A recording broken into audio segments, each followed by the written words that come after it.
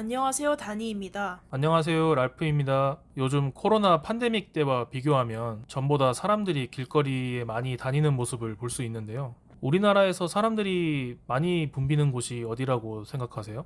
아마 강남이나 명동이지 않을까요? 항상 그곳에 갈 때마다 많은 사람들과 관광객들로 붐볐던 것 같아요. 네, 그 중에서도 특히 명동이 전통적으로 쇼핑 중심지 역할을 하는 최대 상권이면서 대표적인 관광 특구로 자리매김하고 있는데요. 이번 사건에서는 명동에 버금가는 일본의 번화가인 가부키초에서 일어난 사건에 대해 얘기해 보려고 합니다. 가부키초 빌딩 화재 사건입니다. 그럼 이번 사건 시작해 보겠습니다.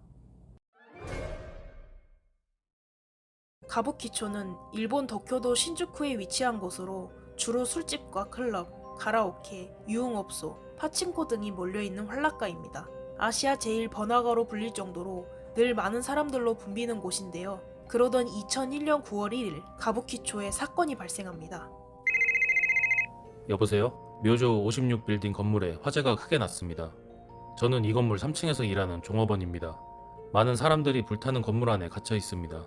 화재가 일어난 빌딩은 명성 56이라는 빌딩으로 매우 좁고 긴 지상 4층, 지하 2층 건물이었습니다. 신고를 받은 구급대는 즉시 현장에 출동하는데요. 도착한 구급대가 마주한 현실은 너무나도 참혹했습니다. 살려달라고 울부짖는 사람들과 밑에서 소리치는 사람들, 불에 타는 고통에 못 이겨 빌딩에서 뛰어내린 사람들, 바닥에 추락해 고통스러워하는 사람들까지 비명과 울음, 고함이 뒤섞여 현장은 그야말로 지옥 그 자체였습니다.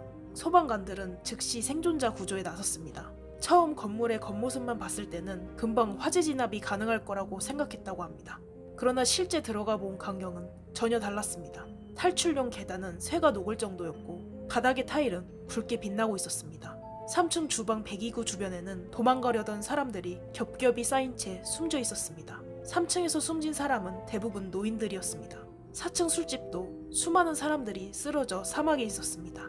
유독가스는 이미 건물 전체로 퍼진 상태였습니다. 많은 사람들이 빠져나오지 못했고 건물 안에서 숨진 채 발견되었습니다. 3층에서 16명, 4층에서 28명을 합해 총 44명이 사망하고 말았습니다.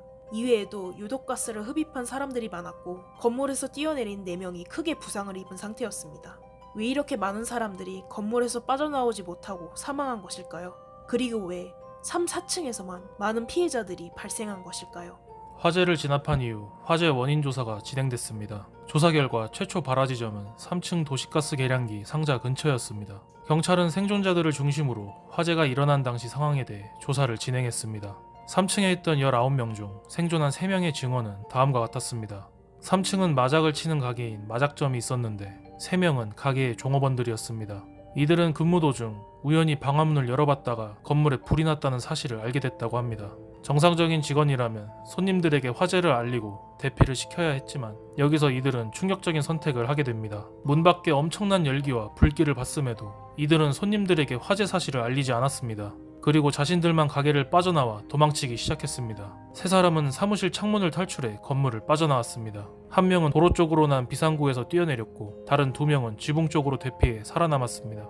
도로 비상구에서 뛰어내린 직원은 바로 신고를 했지만 더 큰 문제는 따로 있었습니다. 이 직원이 도망치면서 3층 방화문을 열어버린 바람에 백드래프트 현상이 발생해 피해가 더욱 커져버린 것이었습니다.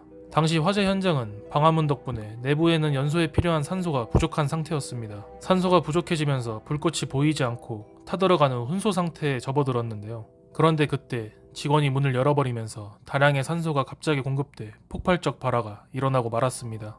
설상가상으로 3층과 4층 계단에는 술병과 물수건, 걸레 등이 마구 쌓여 있어 계단이 막혀있던 탓에 피해는 더욱 커지고 말았습니다. 그렇게 폭발적으로 발생한 불길과 연기는 그대로 4층 술집을 덮쳤습니다. 술집에 있던 인원들은 급하게 소방서에 신고하고 대피하기 시작했지만 상황은 녹록지 않았습니다.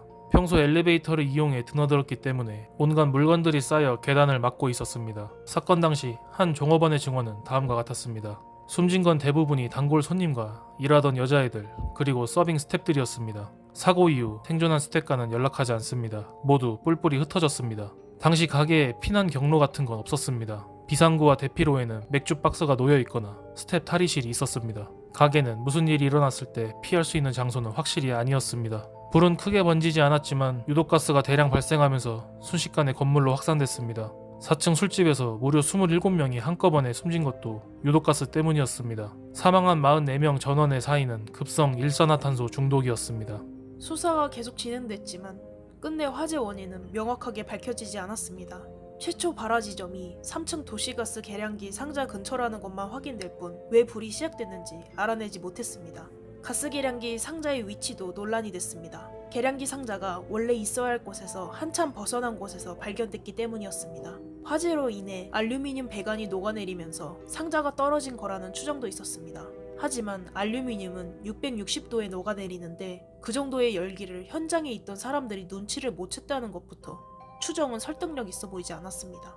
다른 추정은 3층 엘리베이터 부근 가스관이 이상한 형태로 돼 있다는 점을 들어 방어 가능성이 제기됐습니다. 방화범이 의도적으로 도시가스 계량기 상자를 뜯어낸 뒤에 불을 질렀다는 주장이었습니다. 이러한 방화 가능성을 뒷받침할 만한 목격담이 나왔는데요. 화재 현장을 지켜보던 사람들이 3층에서 탈출한 3명 직원들 이외에 제4의 생존자가 있었다고 입을 모아 증언했습니다. 경찰은 이 제4의 생존자를 찾기 위해 수사를 진행했지만 아무리 찾아도 나타나지 않았습니다. 그러자 제4의 생존자가 방화범이 아니냐는 의혹이 제기됐습니다. 굳이 자신의 정체를 감출 이유가 없음에도 불구하고 나타나지 않으니 방화범이 아니냐는 논리였습니다. 설득력이 아주 없는 것은 아니었지만 아직까지도 이 인물의 행방은 확인되지 않았습니다. 당시 CCTV도 없었고 건물 특성상 수상한 인물도 빈번히 드나들었기 때문이었습니다. 당시 현장에 출동했던 소방관들은 조금만 안전에 신경을 썼다면 막을 수 있는 참사였다며 안타까워했습니다. 화재 경보기와 대피 기구들의 상태 관리가 미흡한 점과 피난로 확보 같은 대책이 세워져 있었다면 훨씬 많은 사람을 살릴 수 있었기 때문이었습니다.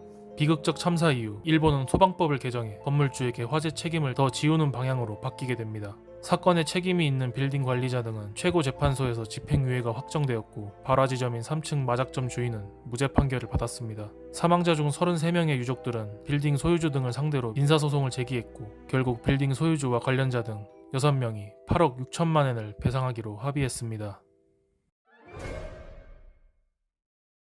네, 여기까지가 가부키초 빌딩 화재 사건입니다. 다니씨, 이번 사건에 대해 어떻게 보셨나요? 네, 여러모로 많이 안타깝고 답답했던 이야기였습니다. 만약 화재 경보기가 제대로만 작동했다면 화재가 건물 내부에서 커지기 전에 미리 대피할 수 있지 않았을까라는 아쉬움이 많이 드는 사건이었어요.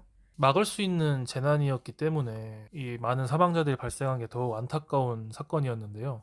현재 한국에서는 피난시설, 방화구역 및 방화시설을 폐쇄, 훼손, 변경 등의 행위를 하면 300만 원 이하의 과태료가 부과된다고 해요. 그만큼 화재 시 대피기구들 관리나 피난로를 확보하는 게 얼마나 중요한지 알 수 있었던 사건이었습니다. 네, 저희가 준비한 사건은 여기까지고요. 다음 컨텐츠로 찾아뵙도록 하겠습니다. 감사합니다. 랄프였습니다. 감사합니다. 다니였습니다.